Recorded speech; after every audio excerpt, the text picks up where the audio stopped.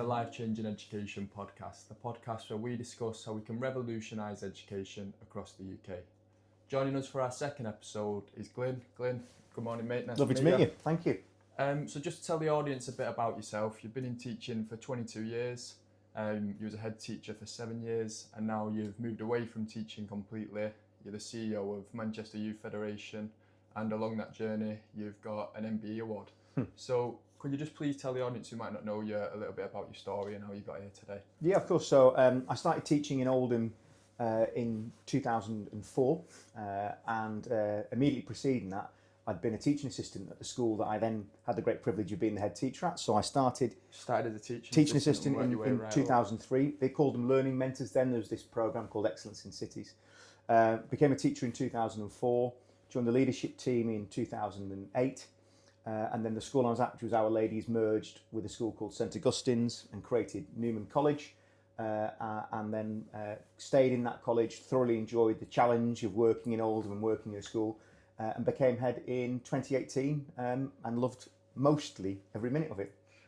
So yeah. Okay, good. And can you just tell me a bit about what you're doing now at the Manchester Youth Federation? What is it? What's it about for people that don't know? Yeah, so we're an evolving charity. I think of ourselves pretty much as a start-up at the moment. We've got 3 youth centres in Greater Manchester, one in Blakely, one in Partington and one in Wythenshawe, and we're building a brand new one in Gorton, and hopefully that won't be the end of our growth. We provide hyper-local youth clubs, pretty much the traditional model, so a bit different to your Madlows and places like that, where we want to provide a space for children within a mile of the centre to be open from Monday to Friday. And the idea is we want them to come in, spend time with us, but ultimately what we want to do is get them out doing adventurous training up in the Lake District or in Scotland, so that they can really understand their talent beyond the academic, because a lot of young people don't really understand that those qualities of resilience, grit, mental well-being actually can be fostered beyond the classroom and then pay dividends back into it. Exactly that, yeah. It's all about reigniting that love for learning, and that doesn't have to come from learning in a classroom. You can get a love from learning outside the classroom and bring that into the and I think we've really lost that at the moment as a nation. We've pushed academic rigour, which I absolutely really do support, but not at the consequence of leaving a cohort of young people behind who don't feel engaged in education or who don't feel heard. And unfortunately, both the previous government and, I have to say, at the moment, the Labour government, don't really seem to have grasped that. And we do have large cohorts of young people who, for education, it just doesn't seem to capture them. Yeah. And that's a waste of talent that we can't afford as a nation, and we've got to do more.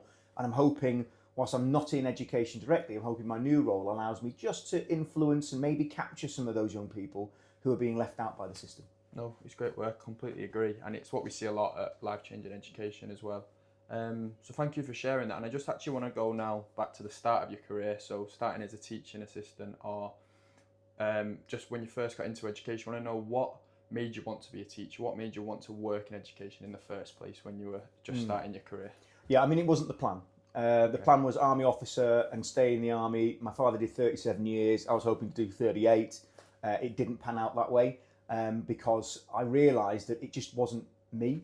I loved the challenge and the system and the camaraderie, all of that goes with it. But I also recognised that I wanted the world to be a better place, arrogantly. And I wasn't going to do that within a role where the job was to clean up the mess of political mistakes, right? Yeah. I was very lucky to get to travel to some places of the world where there was real challenges.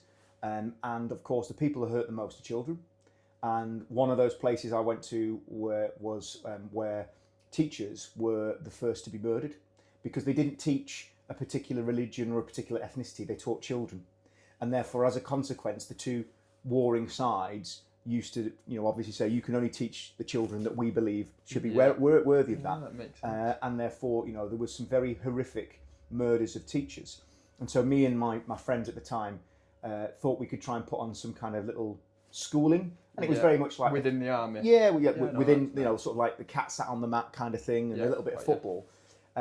But I realised how powerful that was, that these young people who were in dire circumstances would look at that opportunity as the greatest thing you could give them. We weren't teachers. We hadn't a clue really what we were doing, but you could see that the direct impact of caring giving someone a safe space and then trying to make them understand that they were more than the circumstances they were in at the time actually just lifted me. And it became then a bit of a question. I remember telling my dad I wanted to be a teacher, and it was a bit of a difficult conversation, I think, because it hadn't been really in the plan. Yeah. And I think he saw a different career path for me. And then particularly saying, you know, I was going to, you know, I had a degree, but I was going to go in as a teaching assistant. There was, I think, a lot of questions, and, you know, my family were hugely supportive, but a bit concerned. It makes sense, yeah. But you went after your passion, it seems. Absolutely. Which is great to see. And that's why I stayed in Oldham. That's why I stayed in schools where they serve high levels of deprived young people, because, you know, you could go and work in Didsbury or Leafy Green, Essex or whatever. That's not the community that needs support. They're not the young people that are getting missed by the system. They're not the ones who are going to struggle in school, who then will have the impact of that challenge throughout their entire life. And we negate and neglect the fact that towns like Oldham, and there's loads of them, are filled with young people who are being measured on their academic ability, not on their intelligence. And if we can get grit and resilience, emotional stability, that talent will shine through. And we've got so much to learn from our European partners, particularly places like Sweden and Norway and Denmark, where they say, you know, categorically as an educational system, we can't waste a life. So they don't force the children into a system that is one mould. The majority of systems fit in most majority of children fit into that mould. But for the ones that don't, they say, what can we do to find a place for that young person where their role in society is valued and they have that well-being? And I just think we're missing that at the moment. And I know that's what LCE does, and it does you know, a fabulous job with it. I just don't understand why the broader system are not doing more to celebrate, support, structure it so that we can make sure these young people have the same opportunity. No, it's a crazy story, but thank you for sharing. And yeah, like I say, at LCE we see that change and showing people that they're worth more than what they've been told throughout their life, what that can do to them as a person, and the confidence in these problems that they're displaying that they can't be in education. They can be. You just need to work on these things first. So yeah. I mean, let's just talk about that change in education. So in 2004, when I started, most young people were sitting around about 9 or 10 GCSEs, and there was coursework involved. So that catered for some young people who found the terminal exams more challenging. I don't think it diluted it, although there was some question. We also had a huge suite of vocational courses that allowed young people to have the rigour of GCSEs along with the passion of vocational-led learning. And most exams, with the exception of English, Maths and Science, were only one. Look at what we've got now. We've got some children doing 11 or 12 GCSEs. Most exams now are 1 or 2 papers. Some of those papers are 2 hours plus, and if you have additional needs, it could be even longer. And then we're saying we don't understand why we've got a rise in mental health.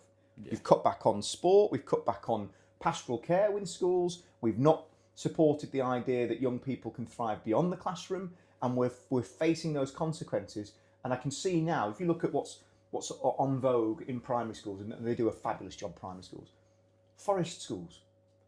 That was called playing out in my day, but it's so desperately needed for those young people who have got passion and commitment, but not necessarily sure how to apply that yet. And I personally believe if we speak to parents and say to them, you know, I can give you a child who's going to come out with 10 grade 9s in GCSEs, but they will be, you know, they'll have mental health issues, they'll be overweight, they won't be any resilience there. Parents don't want that. I might not have the social skills because they're not going outside and picking up these life skills. That are absolutely. So all that academic ability is then wasted because that young person is not a fully rounded young person. And as a Catholic, obviously, my drive was to make sure we have rounded young people, and Catholic education is about educating the whole child. But so is what LCE does. So is what a number of other schools do. They recognise that it's not just about academic ability, as important as it is. I just have a fear that the government hasn't yet cottoned on, and certainly Ofsted do not understand that. They talk about the personal development being a strong agenda, but without recognising the starting points of the young people that we serve. Yeah, 100%. And for someone who's recently started their career, and having friends and peers that are starting their career, having them life skills is just as important as having them academic skills. Someone who can walk into an interview or a room with senior people and light up that room or have an adult conversation in that room, it's just as important as it is having all them academic skills. So it should be evenly weighted, in my opinion. Well, I'll give you an example. So let's say we've got a young person and we know the government is still pushing VE back, right? I think languages are hugely important. Language teachers are like hen's teeth, they do fabulous work. But for some young people, their English is so poor that I find it challenging as to why we're then saying they must also then learn a modern foreign language. Well, in actual fact, if we were to do, for example, a Duke of Edinburgh award with that young person, because they're a school avoider, because they've got a lack of confidence in the classroom, that is no less worthy when they turn up to a job interview and say, well, actually, I did get a GCSE grade 5 in English, or 6, but I've also got a DAV bronze, and I've shown I can work in environments where they've got those challenges. That might be the right pathway for that young person. We don't want robots.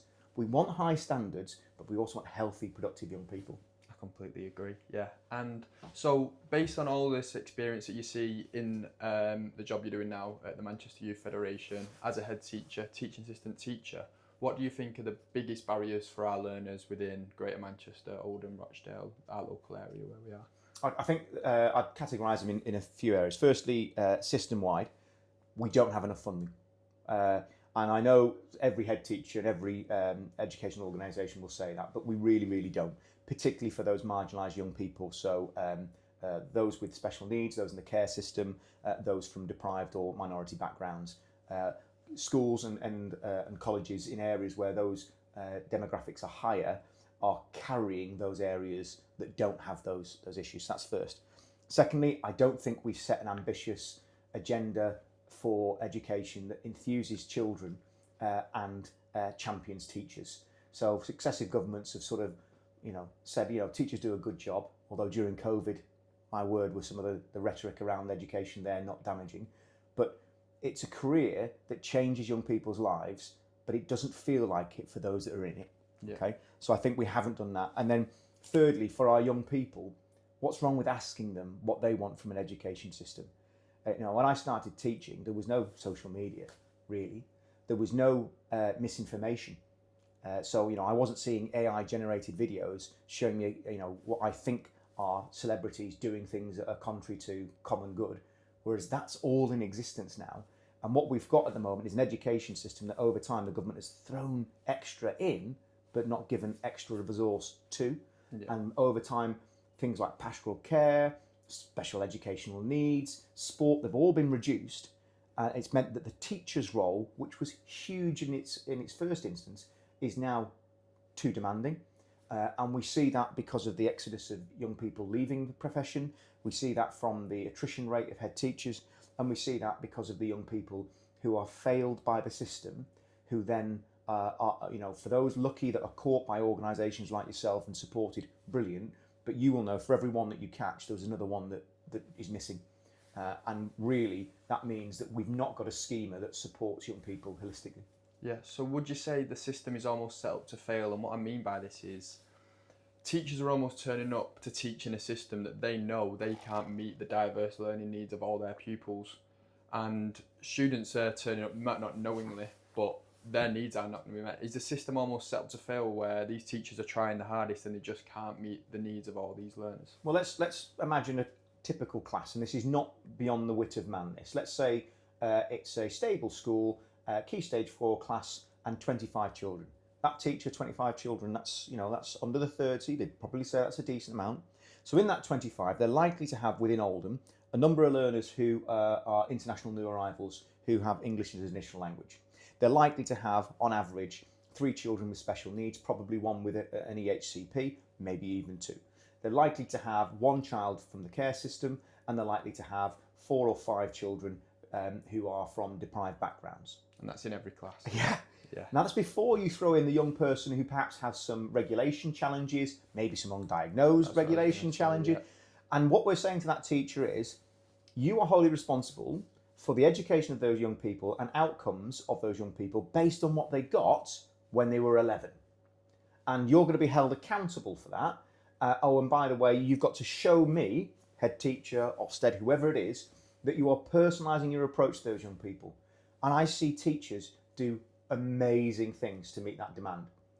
But then I'm humbled by the impact of that work and really angry about why that isn't accommodated by organisations that hold schools accountable. Is this the reason why teachers don't stay? Because the demands on them are too excessive? Is this why, my ECTs, I used to be so proud of them, of coming into an educational environment that was sort of saying to them, it's tough here, and they would go, yeah, and I want to be here. They'd be marking until late at night, they'd be in school from 7 o'clock, and then Ofsted and other partners would come and say, what are you doing for their wellbeing? I'm doing everything I can, but these people haven't come for the salary. So don't believe they're here just because we're paying them a fairly standard salary. They could go and work for PwC and KPMG and probably double their salary and be in the pub every night with people and not taking work home. They're here because there's something inside them that believes in the future of young people, and it's you that needs to change, not them. So the biggest barriers start at the top, Correct. basically, and everything at the top needs to funnel its way down. Yeah, because I mean, we know that if we were to survey young people now, in the Be Well survey, the fabulous team in Greater Manchester Combined Authority that take this data in, we know that mental resilience is an issue. We know that access to negative material and to violence on the streets, things like misogyny, these are all what our young people are reporting. These are all the issues, the live issues that schools are dealing with. And yet the provision that we used to have that would support those issues and enable young people to have success in the classroom have been removed because there's no funding. So the teacher is now having to be both the pastoral support, and there's no I can say that was always there, but just not with the intensity, as well as the academic. And I think there's a disconnect there between our ambition we have as a nation and the resource we provide for our institutions to deliver it. No, yeah, I agree. And you've mentioned it there, the pressures that teachers face day to day, and I've seen that you've also talked about the pressures head teachers face.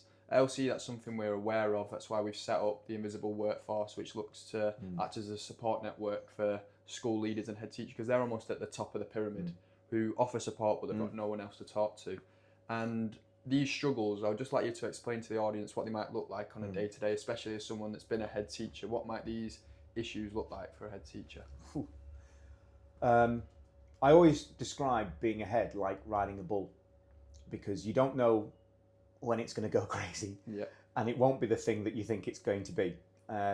So you have the sort of the all-round issues. There will be young people in your mind that you know are vulnerable, that you're trying to get statutory support for, and it's an uphill challenge, and they will keep you up at night because you're desperate to do more for them, but the system sometimes doesn't see or doesn't want to see the vulnerability that you are projecting.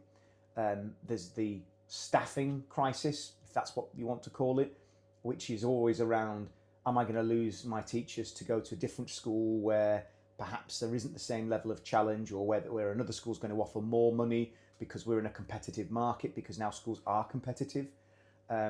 So there's the balancing of the budget and what that means. What do you cut? And I remember being in a governor's meeting and sort of saying to them, you are now caught between cancelling the drama performance or special needs.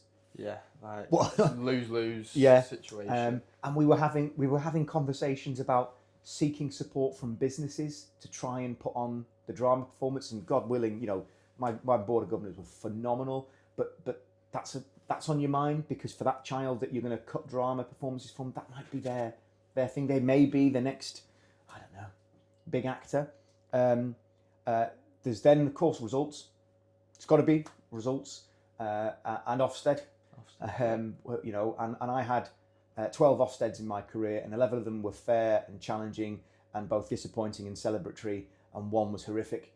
You've then got the broader challenge of, we used to spend more time thinking about parents. What can we do to reinforce and add value to parents in the hope that will lead to some benefit to children, which was something I didn't really talk about in 2004. There was, the parental contract, if you want to call it that, was established and understood, but parents are under such awful pressures, 2 or 3 jobs, or trying to manage their challenging home environments. Parents, homeless parents. We had challenges with violence, sexual exploitation. All of these were fragilities that existed, but have been amplified as statutory partners have had their funding withdrawn, as the schema of risk has increased, and so they were sort of the big issues. that kept me awake.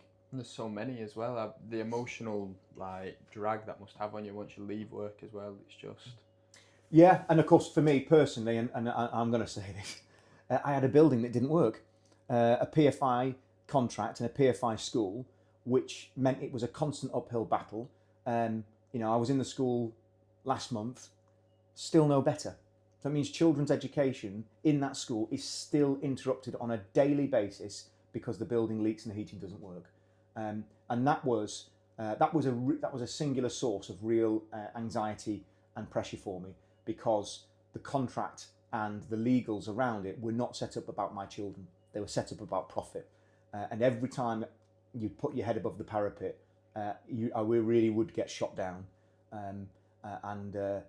It just felt like an unwinnable battle. And who were you speaking to about these problems? Was you just keeping them into yourself? Was it family, or was there anyone the school like gave you to speak to? My wife worked at the school at the time, so I really didn't want to talk to her because it was unfair to bring that on her. My dad, my mum, obviously. But then again, I don't really want to be going out and sharing that. Yeah. I had some really fantastic colleagues I worked with in Oldham, particular head teachers, Rob Higgins, Mark Giles at Hathershaw, Phil Quirk at Failsworth. These were people who, would run through walls for young people, alongside Jane Clark at the sixth form college, which were, a network of support.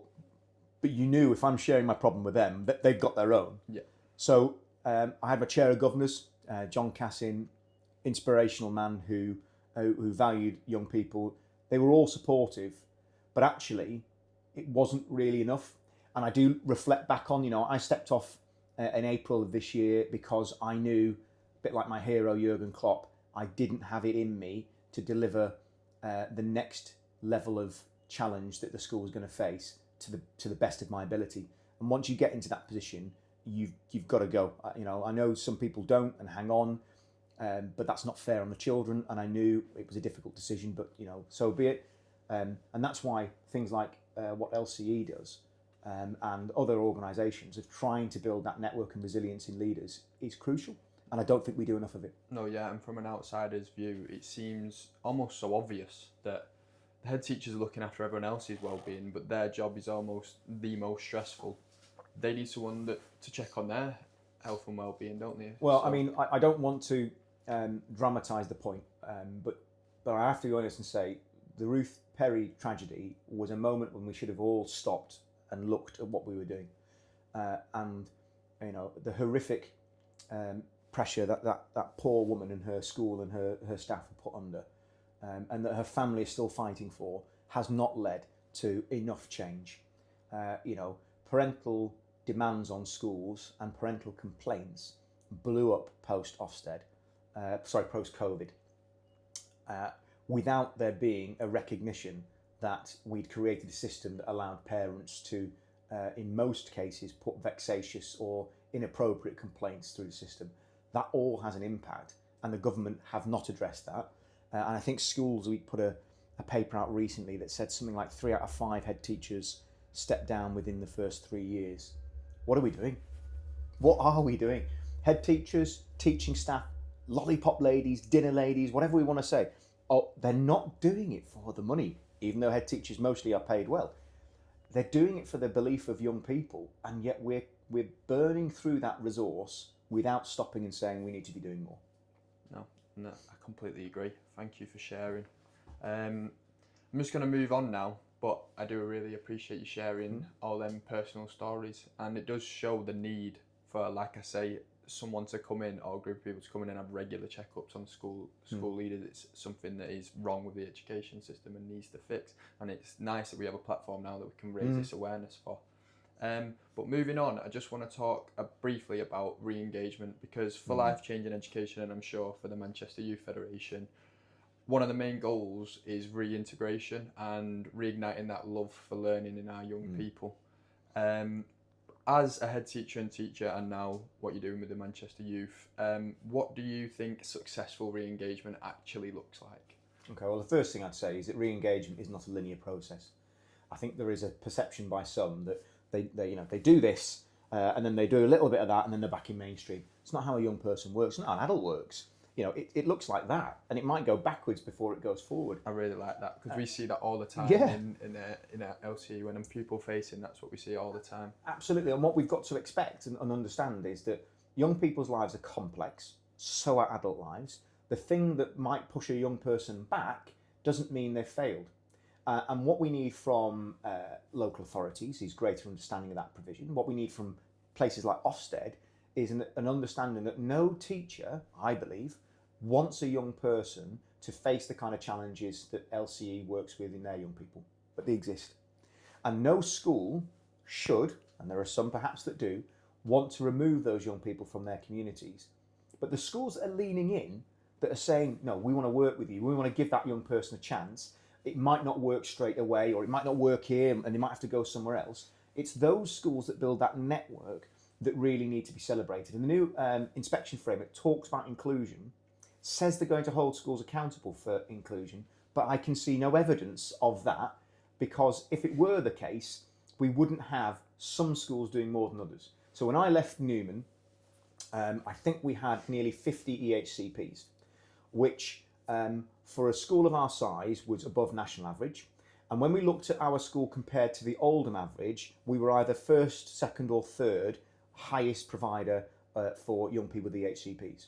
But let's just counteract that. We were also the second lowest school with Ofsted. How does that happen? How can we have parents and the local authority saying that's absolutely the right school for these young people with vulnerabilities, but Ofsted saying your school requires improvement in the provision that you're providing, and yet results were saying we were in the top 4 for progress? There was a massive disconnect there. Ofsted isn't looking at ECHPs and things like that and seeing the subjectivity of the area the school is in and things like that. Yeah, and many of these young people, they don't have one vulnerability. Some of them have multiple vulnerabilities, and so they might have emotional-based school avoidance as a consequence of not being in school. They might have special needs such as autism, and therefore need something to support them. They might also then have challenges in their home life. Well, the Ofsted manner for majority of my inspections was that people sat and wanted to learn and understand. And yes, they wanted more out of me, and by God, they should have. But they didn't see the work that was going on and say, we're dismissing it. They were saying, good, but now we need more. I fear that that's not going to be the case. It certainly wasn't the case in my last inspection. And then as a consequence of that, schools are able, in some quarters, to dismiss these young people, push them into the grey areas of education, which means by the time they arrive with organisations like LCE who want to rebuild and re-engage, you're already at a further deficit than they were if they were in mainstream. And rather than, and possibly something to discuss at another point, a model whereby organisations like LCE are embedded in schools with resources to catch them before they fall out. And there will always be some perhaps that it doesn't work for and that we need an alternative route for, but do we really have to wait to the point of crisis to intervene? Why not build a networking system whereby we partner with local schools, we build a resource that captures these young people, that puts on a personalised route, that doesn't negate the academic rigour, but that sees the child, not the number? Well, yeah, that is essentially what life-changing education, we are trying to catch them just before, and we've built up a lot of partnership schools. But this is what brought me on to my next question nicely. And as a school leader, if someone from a head teacher might be listening, or a school leader, or even just a teacher, what do you think schools can do better to work with organisations like Manchester Youth Federation or Life-Changing Education to make that reintegration back into learning a smoother process and a more long-lasting process? What can the schools do better to work with us, do you think? I think schools and school leaders have to be bold. The current system we've got, excluding LCE and other partners that do fabulous work, the broader system is not working because the numbers who are leaving mainstream are increasing. So we have to admit that that's not the solution.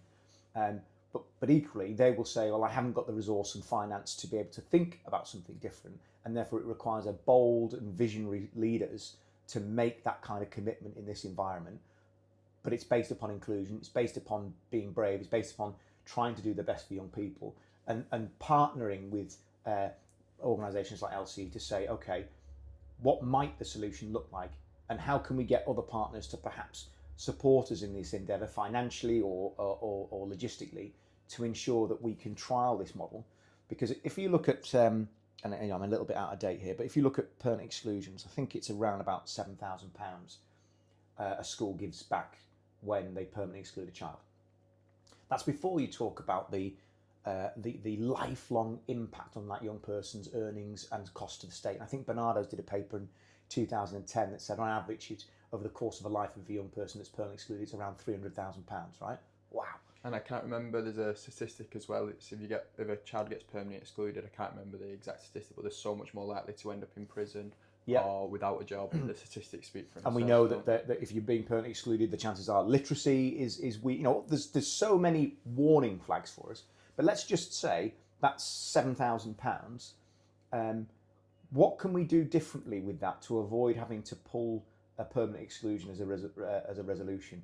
And what can we ask for from other partners to be able to contribute to that?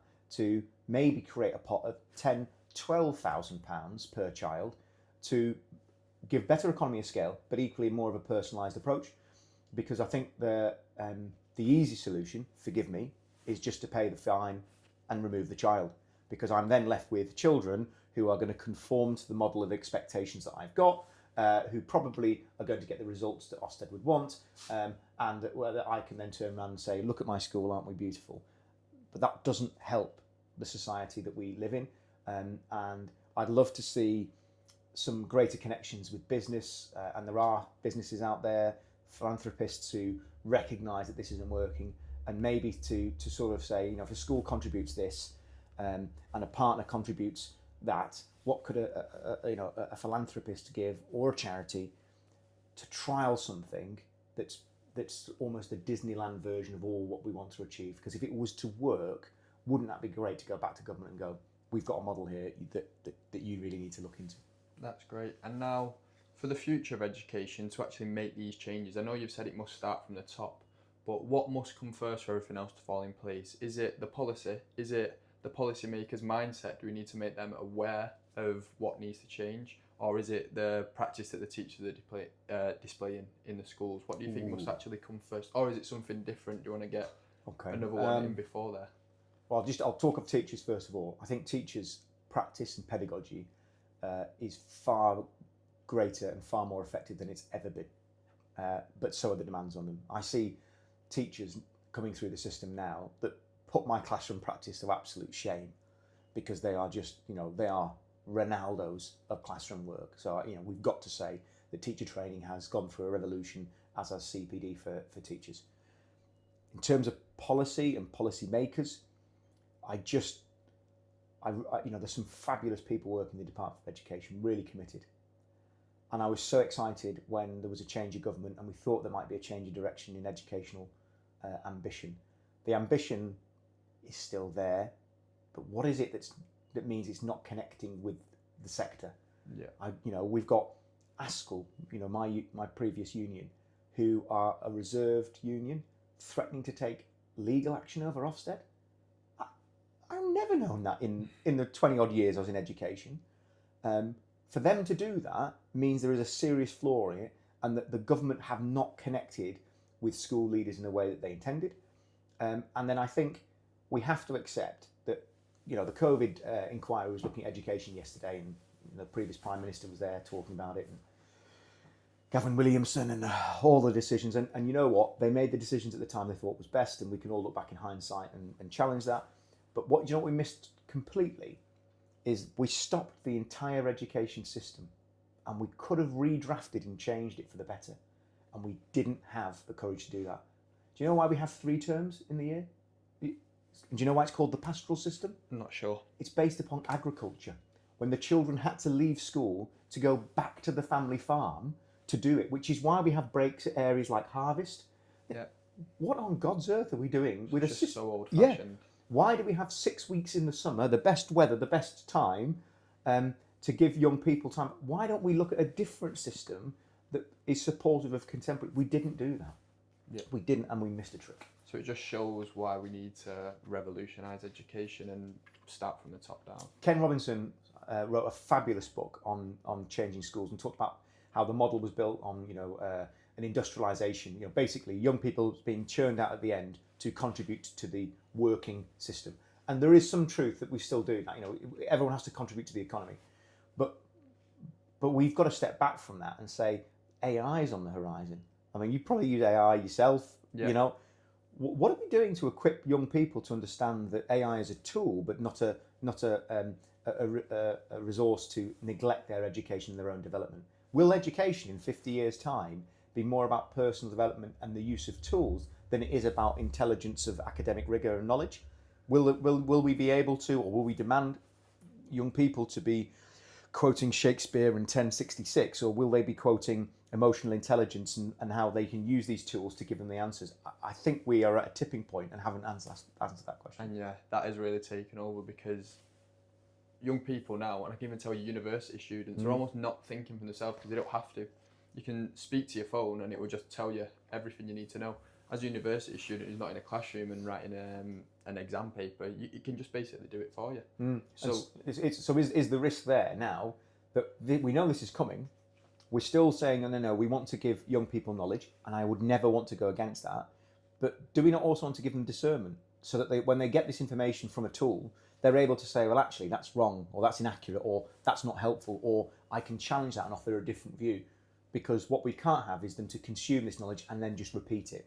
That's the challenge we've got, which is why things like Andrew Tate and misogyny, racism, which I fear is on the rise, segregation between communities, that's why these things are increasing, because we're not equipping young people to challenge what's being presented, and we're not doing enough to make sure we offer a different view.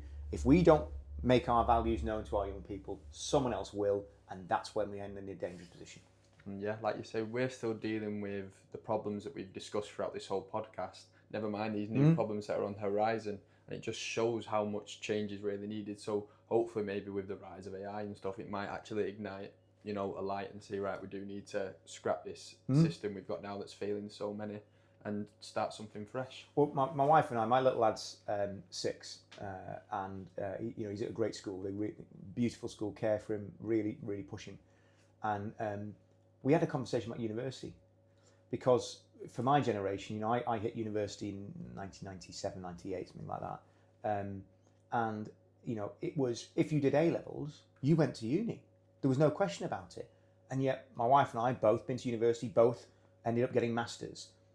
We're now saying, yeah, but it may not be the right path for him, and that's okay. There is other ways of gaining credible experience in education without going to university. Now, that would never have been the question, 20 years ago. And we both came from what would have been called free school meal families.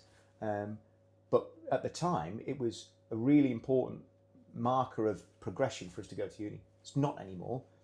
And what not happened is that hasn't filtered down into secondary education, as in colleges, whereby we say we value the skill as much as we value the academic knowledge. Yeah, great. And as we come to the end of the podcast, I just want to put a bit of a positive spin on things, because I feel like we've raised a lot of issues.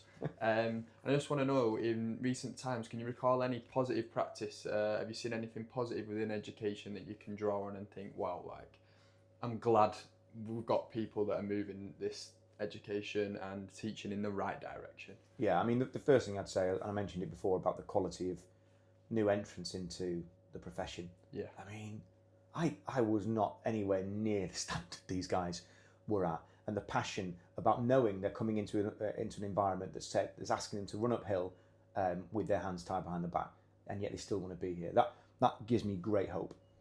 Secondly, I think there is a recognition in things like unions and partners beyond mainstream schools that are recognising that we have to do more to support the system, both in terms of leadership and leadership development. And I think the education professionals have found their voice through unions and are using it more prolifically. And I just have to hope that policy and government recognise this and don't take it for granted, because the likes of LCE, the likes of providers and charities that are doing more for young people has been hugely explosive in a positive way. I hope that does not then become considered as a necessity that means the government don't need to do more to support it, because we are richer by having more voices in the discussion about what we can do for education. Yeah, so it's great that we have these people that are trying to make a difference, and it's almost just like we need the government and policymakers to really listen to them and come together and work together and not have this disconnect. Great. And now, to finish the podcast, I'm going to ask every guest that comes on the same question, just something for the audience to think about when they leave. So if you could change one thing about education after everything we spoke through in this episode, and it becomes the law that everyone has to follow within the UK, what would that one thing be? I think for me, I think if a child comes to your school, they are your problem. And regardless of the solution you find for them, and that may well be beyond mainstream into specialist education, even into a pupil referral unit, I think that child should remain your problem. If schools consumed their own smoke, the system would understand the desire and the demand over inclusive education, and therefore I would have the responsibility to ensure the solution I found for that young person wasn't to kick them out and never speak of them again, but to be co-constructors in the life of that young person, because then we are creating a far more equitable and personalised system. If that were to happen, wouldn't that be a beautiful thing? Yeah, it's a great answer. I love that. So it's not out of sight, out of mind. It's let's find the best possible. It's too easy to get to a point where we say, okay, where are they? Are they in year 10? All right, well, they might impact on our results. If we get rid of this one now, maybe we can calm these other 3 or 4 down. And therefore, those unsavoury decisions are probably taking place. Maybe if they start with me on day one, they should be my problem until the end of their time in secondary education and before they progress on, because they are, if they remain, with their progressional pathways. Maybe that's what I should be held accountable for, because if every school was, maybe the network and system would be a bit more stable, the inclusion agenda would be a bit more tangible, and there would be a little bit more conversations with partners about how I can support. No, I love that answer. And that's it for the episode. So thank you very much for having me. Great, I've really enjoyed that. It was a great discussion. And thank you everyone for watching. If you want to find out when the next episode is out, please check the Life Changing Education socials. And yeah, thanks again for listening. See you all later.